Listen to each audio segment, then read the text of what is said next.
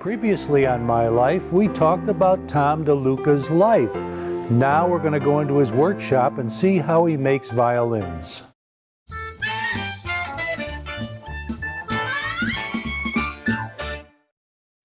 Okay, we're actually up above the main part of Tom's workshop here. Tom Deluca, my friend. Downstairs is where all the building takes place, but this is the supply room, so to speak. This is like a loft area up here, and this is where it all starts. Can you tell us a little bit about some of the wood that you have here? Well, the back, the ribs, and the neck are usually maple, and the top, the belly, is usually spruce. So the wood has to be cut in a certain way, and then the ends sealed and allowed to air dry for a number of years. So this wood is, very, very old. When you say very, very old, what do you mean? Well, some of these pieces are probably 50 years old. Most of this wood is I don't think I've bought any wood for the last 10 years, and prior to that. So this wood, the earliest piece here would be at least 10 years old, and most of this wood is probably, 20 to 30 years old. Okay, so show us a piece of wood that would eventually be part of the main body of the violin. Sure, the back, quarter sawn back, like that, and the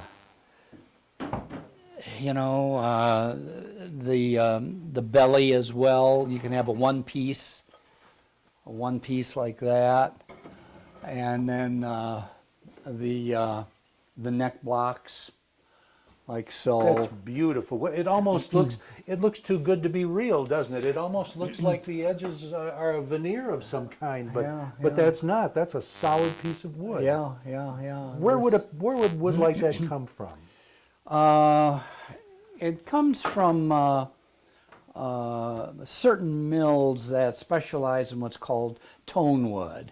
In other words, when they harvest trees, you look for the wood that has good tonal qualities. But is that from this country, or is it from abroad? Yeah. And what part of the country?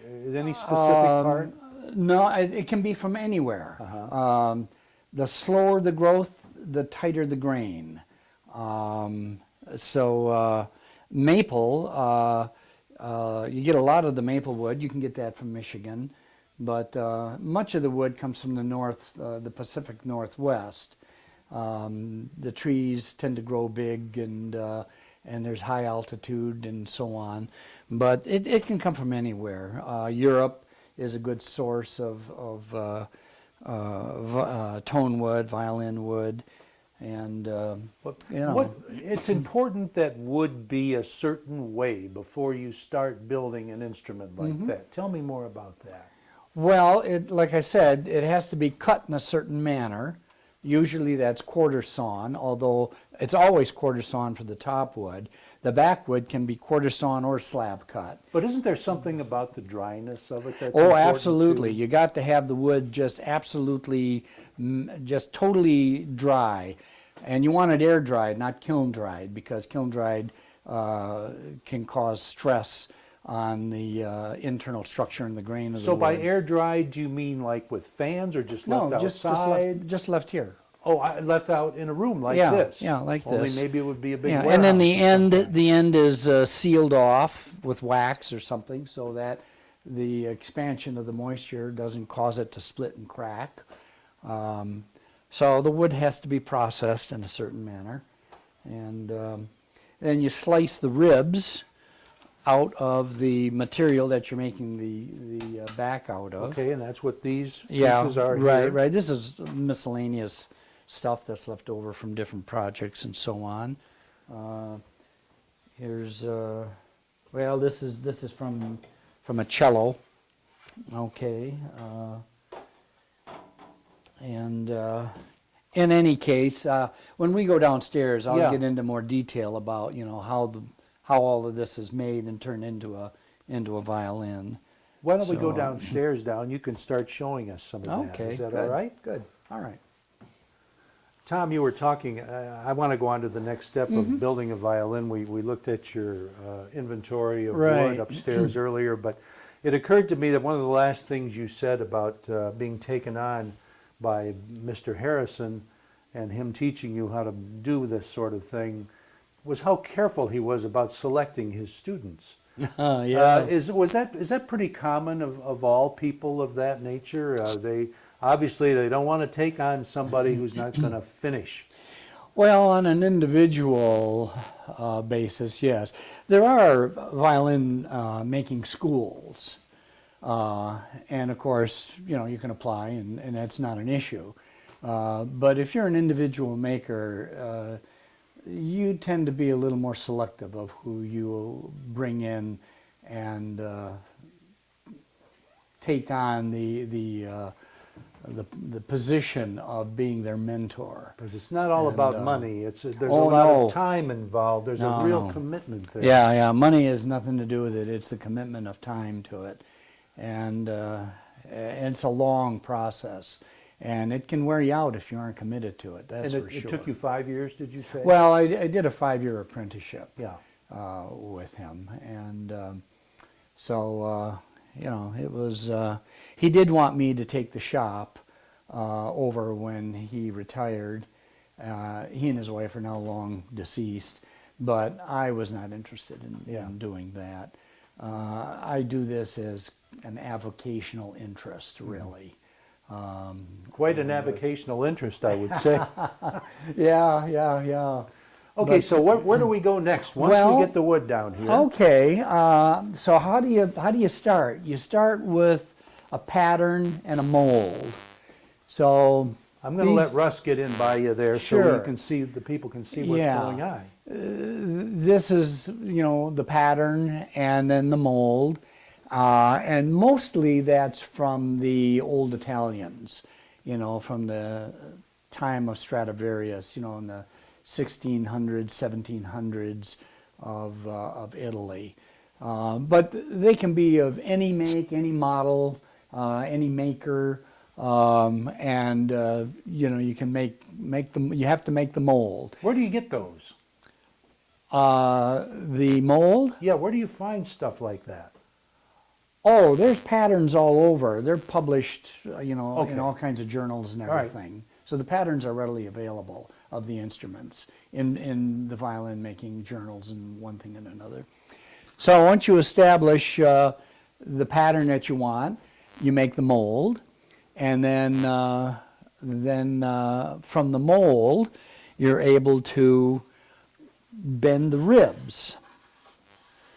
And the ribs are glued to the blocks. Now, it sounds easy, bend the ribs, but that's a process. Well, it is. They have to be steam bent. So you steam bend the ribs. Otherwise, if you don't do it right, it's not always a success. How do you steam bend them? Well, you wet the wood, and then you have a hot bending, it's called a bending iron, and it's heated electrically, and then you put the rib material against that and you bend it. And so the steam actually allows the wood to bend. That's not unique to violins. I mean, steam bending is used for furniture and Right. all kinds How of long boats does and so it on. take you to bend a piece of wood like that? Oh, not long. Once the bending iron is hot and the wood is wet, then you put it on there, and very quickly you bend it Okay. to the position that you want. And around the mold, and then you glue the ribs to the blocks on the. And once you have the ribs glued to the blocks, then you're able to remove the mold because it's now formed, okay? And once it's Once it's removed, then you can trace the outline, and you do that on the raw wood. So that would be like this. Yeah, I see Okay. that you've got some drawing on some of this right now. Right. Yeah, and there is on here, you Okay. see. And so you put the pattern of the bent ribs that's already formed onto the wood that's going to be, you know, the top or the back, trace it, outline it, and then you cut the outline out. And once the outline is cut, then you carve the top out. And once the top is carved out, this is a back plate, okay? Once the top is carved to the position or into the shape that you want for that particular style of instrument, then you inlay the purfling. And that is here. This is purfling. It's 3 thin pieces of wood, dyed black on the outside and white on the inside. That's wood. Yes, and then you inlay that in here. So you carve the grooves, and then you inlay it in there. What's the trick to bending that? The same thing. You use a Steam it? hot iron, yeah, Okay. and bend it. And so then you finish the outside, okay, and the outside is finished, and it's the right shape and so on that you want. Then you begin to carve out the inside. That's the key. That's the distinction between a fine quality handmade instrument and a production line student grade instrument. Namely, if you notice in here, I have the weight and the tonal quality of this plate. Now I have to match this or complement. I have to carve this in a way that it complements this. How do you judge tonal quality? Well, it's called a tap tone. Okay. And that's, you're not going to hear anything on this because it's not carved. But you the have right to way. match that to that. Yeah. And that's how you do it. Correct, and see you can't tell on this, but you don't just carve them at random, as is done in a factory that makes violins. What you're trying to say is there's a method to your madness. Yes, yeah. Each instrument is tuned so as to get the maximum quality of resonance and sound out of the wood that's used in that instrument. And that's what distinguishes a good, fine, handcrafted instrument from a production line, factory-made instrument, where there's no attempt to do that. The plates are all just carved at random and put together. But in a good, fine, quality handmade instrument, they're tuned to each other. The top plate, okay, of course, has the F-holes carved in it. And on the inside, you have a base bar, which supports 1 foot of the bridge. And the other foot of the bridge, here, is supported by a sound post. And that's a wedge of dowel of wood that wedges in between the top plate and the bottom plate. They serve 2 purposes. One, it keeps the bridge, which is under high pressure from the strings, from collapsing the top, okay? But more importantly, or equally importantly, is that it transmits the vibrations of the string through the bridge down into the plates. The sound post is the most critical because it transmits the vibration from the bridge down to the bottom plate. So that's where the vibration comes there. The slightest move of that dramatically affects the tonal quality of the instrument. And it'll move on its own, by itself, just through vibration The bigger the instrument, the more it's likely to move, especially with humidity where plates expand and contract as they're Right. played, they'll move around and so on. Right. So that can be adjusted, and the slightest adjustment can dramatically change the quality of the sound of the instrument. You know, what's going through my mind right now is you're talking about something which is very intricate, something that has to be just right. And you know, if we go back a few centuries when builders were doing this, they didn't have the same means of measuring that we have today. And it's hard for me to comprehend how they kept everything just right as they went from one instrument to another. Well, in a sense, they did. I mean, a tap tone, the tonal quality has been constant. Well, not constant. The A now is 440. In Right. fact, they're pushing it up to 442. But back in the Renaissance, the A was about, I want to say maybe 410, 412. So it was a much lower resonance. So, and those were variables that were known at the time, so that a master maker could still determine the resonating quality of the wood that he was carving. So it's all about the tuning. Yes, it's all about the tuning, and that's the critical issue.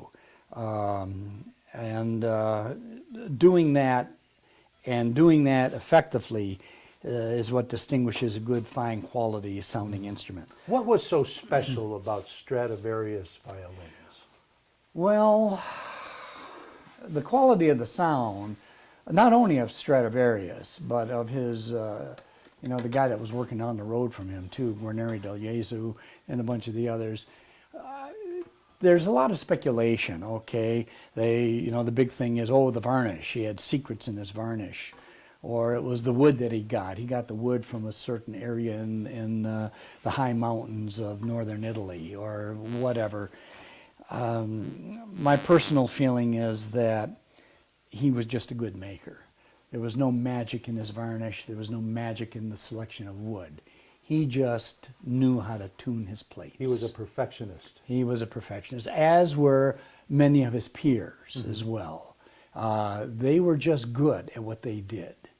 And, now they're tuning plates electronically. A lot of people are. I don't do that. But a lot of modern makers are using electronics to tune the plates. And that's part of the evolution of technological development.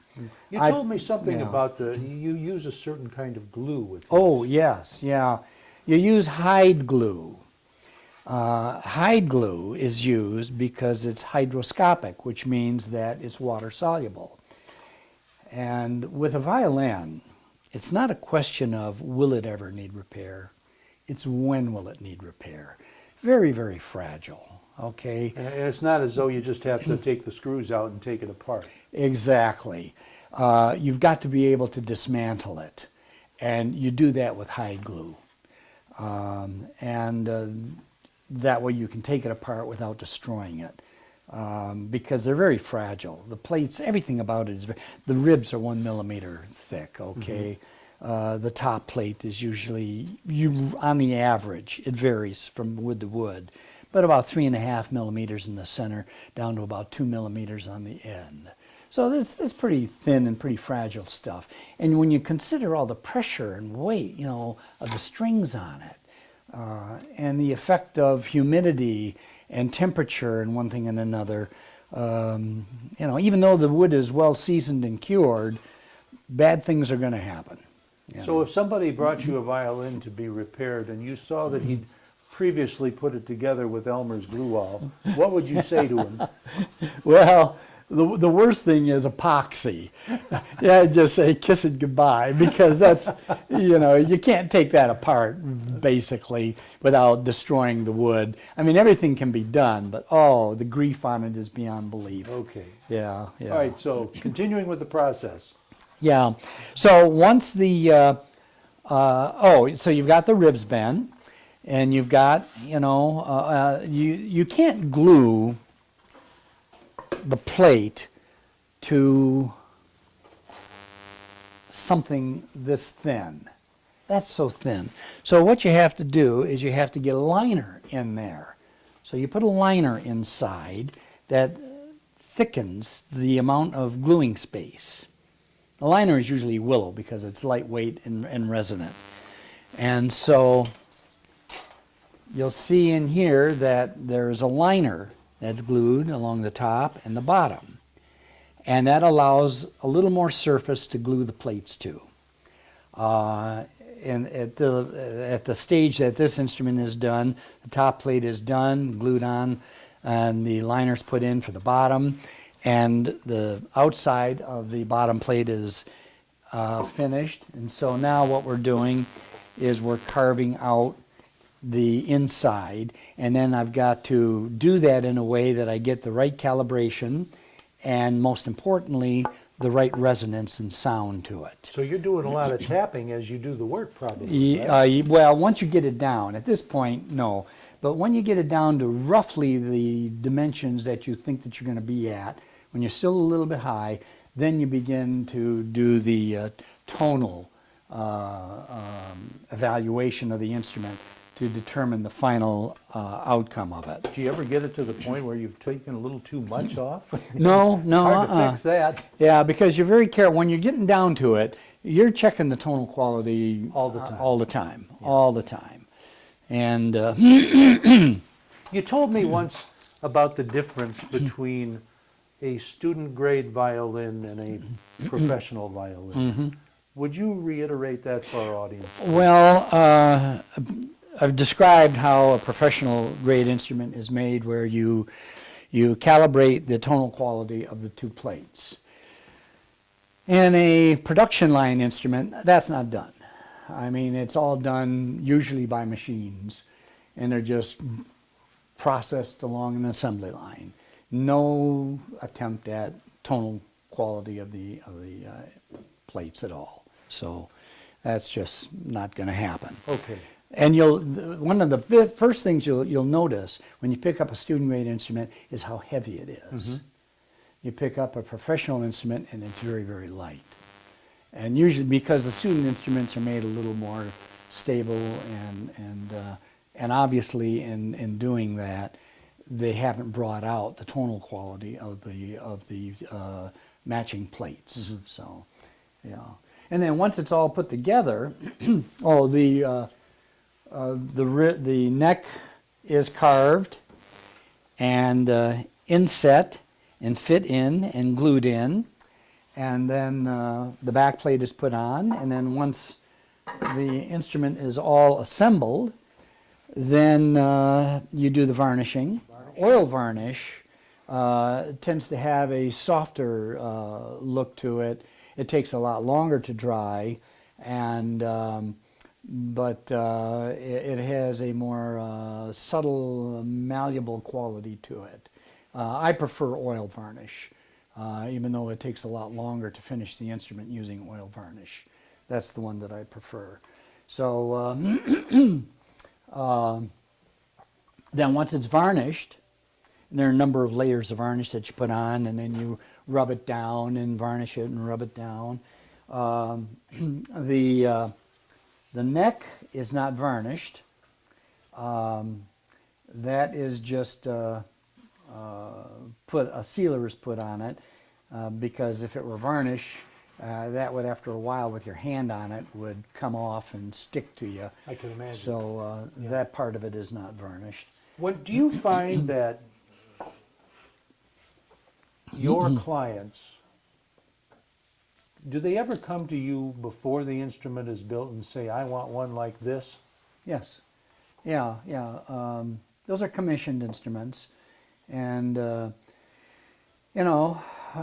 customer will come and say, hey, I want a Guarneri del Gesù model, or I want a Guadagnini model, or I want a Strad model, or whatever, or I want this characteristic or that characteristic, and then I'll do the design on whatever they want and do it that way. So you've got two ways of making instruments, either on consignment, where somebody asks for a particular model or style, and then on potential sale, whereas and I have a big inventory of that. So Now you're very careful about, this might sound unusual to our viewers, but you kind of choose your clientele. I mean, sure, they come to you first, but don't you kind of screen them and find out where they live and that sort of thing? Not that so much as What is it you care about? I don't advertise. I do have a website, but I don't advertise, and my activity is 99% of the time word of mouth and reputation. And people that normally come to me are people that are after a fine quality instrument. So And you've got people who own your instruments who live all over the world. but I got instruments in China and in Alaska and I don't know where, but everywhere. But do you have a concern about, at least at first, the people being closer to you? Not really. Not really. There's an advantage to that, because if there are issues with the instrument, then I can deal with it directly. Right. And I prefer that. But other than that, not really. Have you dealt much with the schools in the area through time? Oh, absolutely. There was a time when I did most of the repair work for the majority of the school districts in Oakland County. I don't do that any longer. I haven't done that for years now. But yeah, that was a major, a real time-consuming occupation.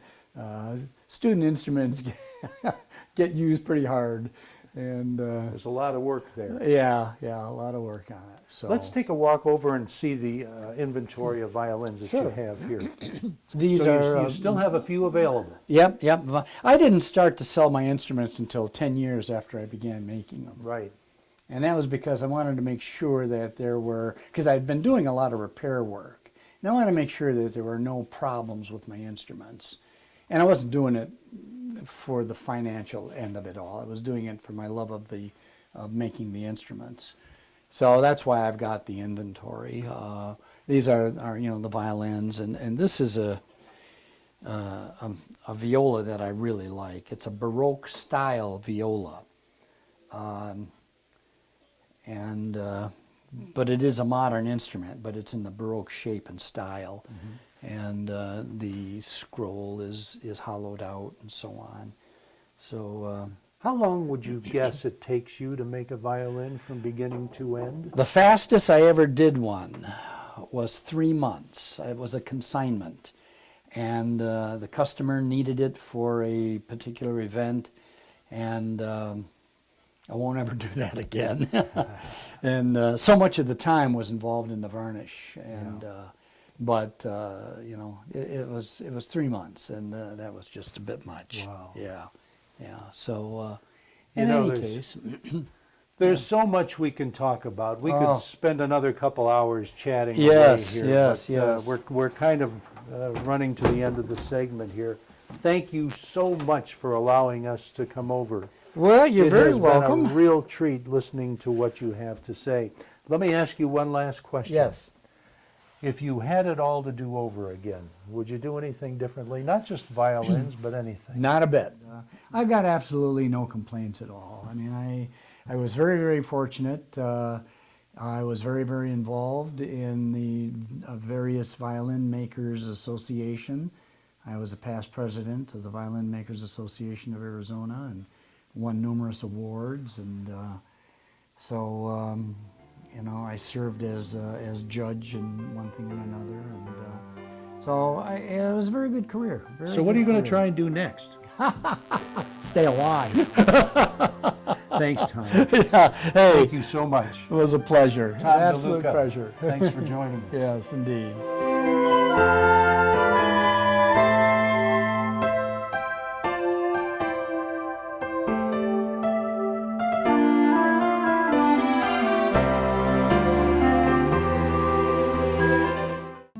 You're watching OCTV, Oxford Community Television, serving Oxford, Addison Township, and the village of Leonard.